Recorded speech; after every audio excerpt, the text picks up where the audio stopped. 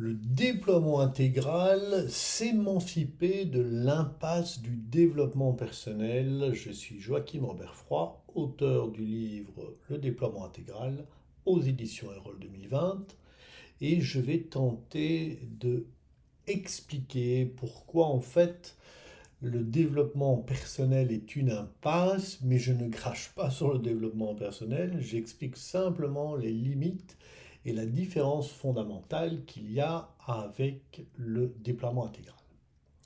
Développement personnel, c'est un bon début, mais ça ne vous mènera jamais à l'essentiel.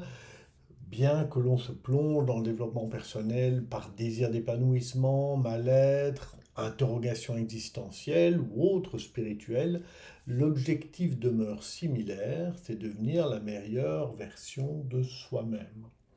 Donc ça n'a rien évidemment de condamnable, c'est une belle intention, mais il faut comprendre une bonne fois pour toutes que le désir de devenir la meilleure version de soi-même provient de l'identification aux images de soi qui collent à notre conscience et qui constituent la structure égotique qu'on appelle les avatars.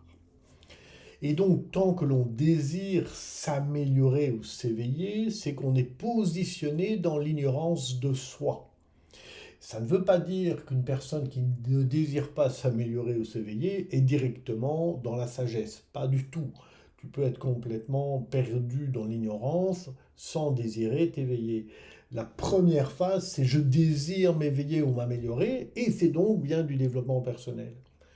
Mais par contre, tant qu'on est identifié à cette partie-là, à cette partie sombre qui veut atteindre la lumière, on ne pourra jamais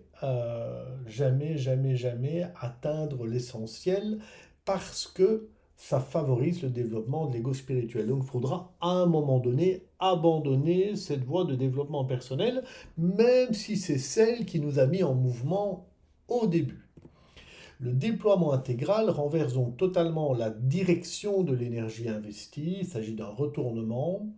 On va prendre conscience une bonne fois pour toutes, à travers des process, à travers des exercices, à travers une multitude de choses, que ce qui souffre en nous, ce n'est pas une connaissance mentale, ça va être une connaissance intégrée dans les différentes couches de notre être, que ce qui est en recherche d'éveil et d'épanouissement n'est pas ce que nous sommes profondément.